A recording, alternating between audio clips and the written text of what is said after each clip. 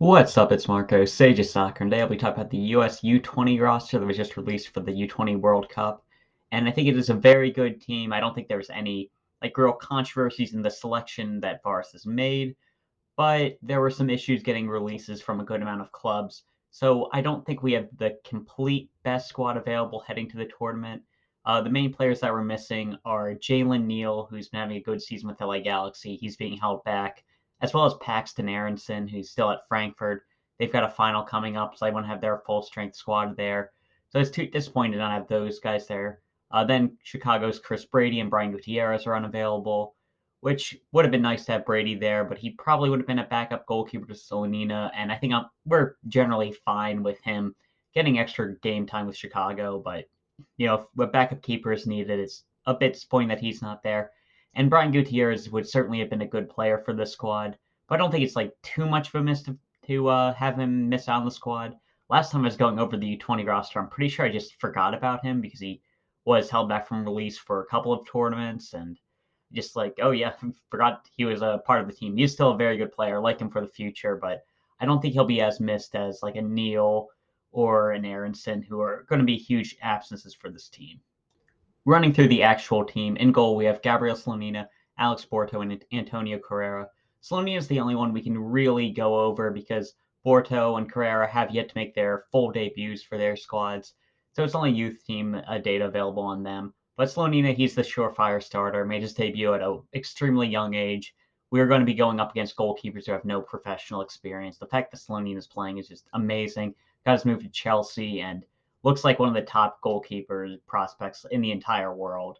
Certainly at this age group, with the experience that he's gotten already, just looking like a really talented prospect. And I'm excited to see what he can do for Chelsea in his future. And he's just a really reliable goalkeeper to have in this tournament, especially considering goalkeepers at this tournament, a lot of them will just completely flame out, might not even have real pro careers. The fact that Slonina's there already is amazing. He's one of the top prospects on this team, and I'm really excited to watch him play. Center back is a position where we really feel the absence of Jalen Neal, but we still have Brandon Craig, Marcus Ferkranus, and Josh Wynder, who all three of them have had some good moments for the squad. Craig has looked very good, especially looking like a really talented player on the ball, but he doesn't have any real first team experience, and he's probably the best center back in this group, with Neal being gone. And it's going to be tougher for him, I think, but he's still somebody who's looked really good in these youth competitions, so I feel confident in him. Josh Wynder does have pro experience at the USL level, where he's been a very good player for Louisville, and I think that he's probably one of the more pro-ready players on it. Well, obviously he's already in the pros, but he looks like a really talented player and just a consistent center back, which, like Slonina, you don't really expect out of this age group. He's a 2005 player, so he's actually eligible for the next U20 tournament. One of the few players on the squad who is. And I'm pretty excited to watch him play because I feel like he's got a lot of talent and he's going to be a big part of this team. Then we have Marcus Ferkranus, who, like Jalen Neal, is in the LA Galaxy team, and he hasn't made a first team impact yet. And he has looked pretty good in the youth competition, but I have to imagine that he would have been the odd man out should Jalen Neal have been available. And we also have to consider Justin Shea, who will probably be playing right back for this group, but he's on the roster as a center back. He is coming back from an injury, so I'm not sure how much he'll be available. But Justin Chase probably a player who I feel really confident. Like every time I watch him play center back, he looks very good in that position. It seems like more and more teams are trying to push him out to right back, but I really like him in that center back role, and I think at least this youth competition, he should be able to do a job should he be asked to. At right back, we have Che, who I already mentioned, and another player in Mauricio Cuevas. He spent a lot of time at Club Brugge, recently made his return to the LA Galaxy, and he's not been playing too much for them. He doesn't really have much pro experience and hasn't lit the world on fire with the U20 team, but he's been named a captain of the squad somewhat consistently, so you have to imagine that the talent is there. But it's a bit weird that some other players who are available for the U20 team who's gotten a good amount of playing time in MLS this year aren't here. Michael Holiday is the chief example. Maybe he wasn't released either, but it could have just been a selection thing. I think that Cuevas does have much more talent than him. I think that he does deserve to be in this team talent-wise, but he just hasn't been able to translate that to a pro level. So that is a bit concerning there. But again, he's captain of this team. I like him as a player, and I think that I'd have Justin Shea starting at right back. Again, I like him more at center back, but I think that with this team and that position being a bit of a weakness, I'd play Cade right back. Then left back, which weirdly is the strongest position in this entire tournament for us. We have Caleb Wiley and Jonathan Gomez. Jonathan Gomez is a really talented dual national prospect with Mexico. I was pretty surprised they just flat out committed to this team, though he's still not committed to the U.S. senior team. He's actually appeared for Mexico, but with both of the squads. So he's back and forth in different friendlies, but it's looking like we might be able to get him to commit now. But it's looking like a bit less of a issue for us because Caleb Wiley has really emerged as probably the top prospect in this entire U20 team. Just a really dynamic left back going forward, ton of athleticism, good dribbling ability. He's looked good in the final third. His defensive ability has come on a ton since he first appeared with us in the Revelations Cup in the end of 2021, and now like you can see his technical ability grow a ton. And Caleb Wiley is somebody who I think could definitely be a great player for us. And I'd really like to keep Jonathan Gomez in this team as well because there's a real possibility that Wiley's position might end up being further up the field. But for now, he looks like a really good left back for us, and I'd probably be starting him there. At defensive midfield, there's Daniel Edelman, who has been a just stalwart for this team, been featuring in every squad, and he's been looking very good. He's been coming along in MLS, developing into a good starter for New York Red Bull, and he's really come along in that defensive midfield position, really made it his own, and he's now, in my view, like an integral part of the team. I think he should be in here, and he's looking like a pretty good prospect that should he have a good tournament and continue his form for New York, I wouldn't be opposed to him getting a Gold Cup call-up and potentially trying him out in the midfield. He's really come a long way, solid defensively, good on the ball. Like he's not lighting the world on fire, but sometimes you just need a solid player in that defensive midfield position. And it's looking that like that's what Edelman is. He's been a very solid, like kind of jack of all trades type player, and every single one of those skills might have been upgraded to like a queen if we're keeping with that analogy. And then another player in the defense midfield role is Obed Vargas, who's another one of our 2005 guys. So he's eligible for the next U20 tournament.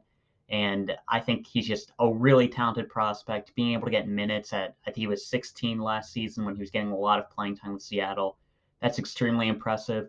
But I think for this age group, Edelman will be the starter for this group. But for the future, Vargas looks like a very talented prospect. And also there's Rokas Pukstas, who made the squad despite I'm pretty sure he's going to be playing in the Croatian Cup final, which will be taking place during the group stage. So there's a possibility that he'll be joining the team mid-tournament. But I think he's a very good player. I like him a bit further up the field. Hopefully he'd be playing like as an 8 with Edelman behind him. But he can do a job in that defensive midfield position should we need him. But hopefully with Vargas there, we can just play him where he's more comfortable further up the field because he's probably the best box-to-box midfielder in this group, and I feel very good about him being in the squad. There are a lot of good options for us at the attacking midfield position as well. Owen Wolff has really emerged this season in MLS play, and he's been looking like a very talented guy to add to this squad. He hasn't featured too much with this particular U20 group, but especially with Paxton Aronson being unavailable, I have to assume that with how well he's been playing for Austin, you'd bring Wolff into this team, another guy who can keep up with the squad technically, and he's been adding a lot of goals in the midfield position. He's been playing so well that he's gotten into the team over somebody like an Alejandro Alvarado, who, like Cuevas, hasn't had the best club career, but Alvarado had a very good CONCACAF tournament with the U20 team. So him being left out, in addition to Caden Clark, who is not on this team, if I'm looking over it right, Caden Clark's not available as well. It speaks to the confidence that we have in Wolff after a really good start to the season for him, and I'm excited to see what he can do. Then we have Diego Luna, who's been a very good player for this team. Just adds a ton of creativity off the bench or on the field because he should be starting, in my opinion, because he's just has a creative spark to this team that just isn't really seen in the rest of the squad, I think. He just try to make something happen. Really good dribbling, and could pick out a good pass, could play both sides on set pieces. His left foot is good enough to hit corners. Like, just a very talented player. And then opposite of that, really one-footed player, but a really good player, Jack McGlynn, another guy available in the midfield. He's been doing very well for my Philadelphia Union this season. And another guy you have to imagine could be able to start for this team because, man, he's been doing just such a creative player. I think I always say he's got the best left foot out of any American. Can hit a shot from deep, can put in a great pass, great crosser. I like Luna, not the most athletic, but we've got guys like Pukstas who can help cover. We've got Edelman. So I feel very good about having McGlynn this team. And then we have Niko Tsakiris, who's another 2005 player who, might be able to get some time. But again, he's just a lot younger than the other players, so I wouldn't expect him to impact the team too much. But for the next U20 World Cup and just for the future, he's a very exciting player, and I would be fine if he sees the field because he is able to keep up with this team, and he's another one of our very talented midfielders. Lastly, there's the attack, and one of the main players in this group is Kevin Paredes, the really talented left-footed attacker from Wolfsburg. He'd also play left back if needed, but with Jonathan Gomez and Caleb Wiley in the team, that's just unnecessary at the moment. But Paredes is a very good player. He's gotten a goal in the Bundesliga. He's looking like he can have a real impact at the top level of the game, but a bit too much of good impact because I think that Wolfsburg will likely not release him until later in the tournament. So we might have to be without him at the beginning. But I think that's okay because we've got a couple of other talented wingers, and some of the guys in the midfield could also play the wing. Luna probably could as well. But one of the main options for us is Cade, Cowell, who has had a couple of good moments for the U.S. senior team, actually. Just a great athlete, has goals in him. He's a bit less technically sound than the rest of the team, but sometimes when you're a freak athlete, like, it doesn't really matter. And I think that especially going against some more like inexperienced defenders that he's likely to face during this tournament, Cal could have a huge impact and really help out the team. Then the other main wing option for us is Quinn Sullivan, who's been a very good player for this U20 group. Our main goal scoring option at a time. I wouldn't be surprised if he plays up top. Paxton Aronson has been playing in a false nine for this team a lot, and he's going to be unavailable. So Quinn Sullivan could go into that role. He's not a player who could play in the midfield, good enough technically. He's got good work rate, really solid finisher. Like Tim Weah, he's able to come up with goals being a right-footed player on that right-hand side. So I imagine he'll be on that right side. Cal could cut in on the left. He could also play us up top as well. And just a very solid group of players at that wing position. And then up top, we have Darren Yapi as an option. Yapi has been a very good goal scorer at younger competitions, but he hasn't been able to translate those goals into MLS action yet. Colorado player is just pretty solid striker, more of a like old school number 9 option we can go to. Good hold up play, good movement, like could be able to come up with goals at this level. I think he should be able to, but we'll have to see if we want to sacrifice one of our more technical midfielders and play with more traditional formation, or if we want to just have our best players on the field and see what they can do with just everybody available. So that's the team that we're bringing to the U20 World Cup.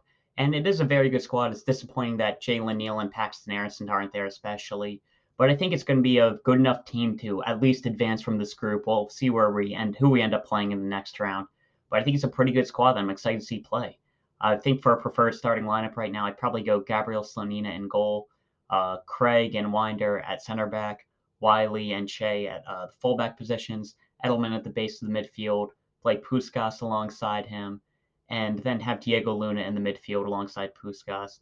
And then up top, it'd probably be Quinn Sullivan, Cade, Cowell, and I guess Darren Yapi up top at the moment. I wouldn't be mad if we played Luna as like a false nine and got McGlynn on the field as well. There are a lot of good options for Mikey Vargas to try out, and I'm really excited to watch this team play because I feel like there's a lot of talent there, and I think we could really do something at this U20 World Cup. Again, it's disappointing to not see some of those players, but like I'm not necessarily mad at it. I think not releasing Brady is the right call. I think Jalen Neal, I think it would actually benefit LA Galaxy if they allowed him to go to this tournament.